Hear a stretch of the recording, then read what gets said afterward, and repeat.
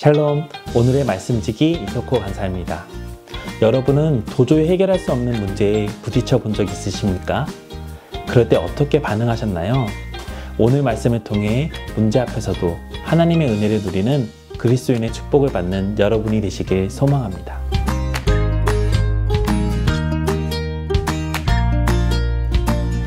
오늘 본문에는 느부갓네살의 아들인 벨사살 왕이 등장합니다. 벨사살은 그의 귀족 1000명을 위해 큰 잔치를 벌이면서 예루살렘 성전에서 탈취한 금은 그릇을 술을 마시는 데 사용합니다. 뿐만 아니라 벨사살 왕과 귀족들은 예루살렘 성전의 그릇들로 술을 마시면서 금, 은, 구리, 쇠, 나무, 돌로 만든 신들을 찬양하기까지 합니다. 이때 벨사살 왕은 갑자기 손가락들이 나타나 벽면에 이해할 수 없는 글자들을 쓰는 것을 보게 됩니다. 벨사살은 이것을 보고 너무나 두려워서 이 글자를 해석해 줄 사람을 찾지만 아무도 그 벽의 글자를 해석하지 못합니다. 하나님의 성전 기물을 업신여기고 하나님 앞에서 우상들을 찬양했던 그 교만함과 오만함은 순식간에 사라지고 벨사살은 두려움과 공포에 사로잡혔습니다. 이때 벨사살 왕이 느꼈던 두려움은 무릎이 서로 부딪힐 정도로 다리가 떨리고 뼈마디가 녹는 것 같은 두려움이었다고 성경은 표현하고 있습니다. 벨사살은 이것을 해석하는 사람을 바벨론의 세 번째 통치자로 삼겠다고 했지만 바벨론의 모든 지혜자들 중에 아무도 해석할 수 있는 사람은 없었습니다. 힘과 지혜와 같은 그 어떤 자신의 방법으로도 해결할 수 없는 상황에서 벨사살 왕이 할 수 있는 최선은 무엇이었을까요? 그가 만약 하나님을 알았다면 그는 어떻게 할 수 있었을까요?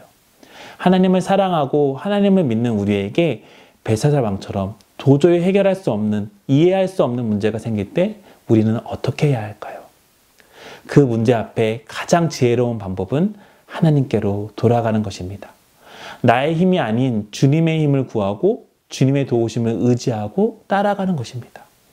이와 같이 그 누구도 해결할 수 없는 문제에 부딪힌 벨사살 왕에게 그의 왕비는 느부갓네살 왕의 꿈을 해석해 주었던 벨드사살이라고 불리는 다니엘을 추천합니다. 거룩한 신들의 영이 있는 사람, 명철과 총명과 지혜가 신들의 지혜와 같은 사람인 다니엘이라면 아무도 풀 수 없었던 이 글자 해석을 할 수 있다고 확신했기 때문입니다. 벨사살 왕이 지금 할 수 있는 유일한 방법은 왕비가 추천한 다니엘을 불러 해석을 듣는 것이었습니다. 우리의 삶도 마찬가지입니다.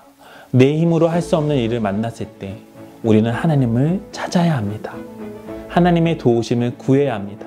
나의 힘이 아닌 성령의 힘으로 살아야 합니다. 바로 그것이 하나님의 사람으로 살아가는 삶의 지혜입니다. 그리스도인의 삶은 내가 사는 삶이 아니고 나의 힘으로 사는 삶이 아닙니다. 그리스도인의 삶은 내 안에 그리스도가 살 때 살 수 있는 삶입니다. 하나님의 은혜와 사랑 속에 살아가는 하나님과 동행하는 기쁨을 누리는 하루가 되길 기도합니다.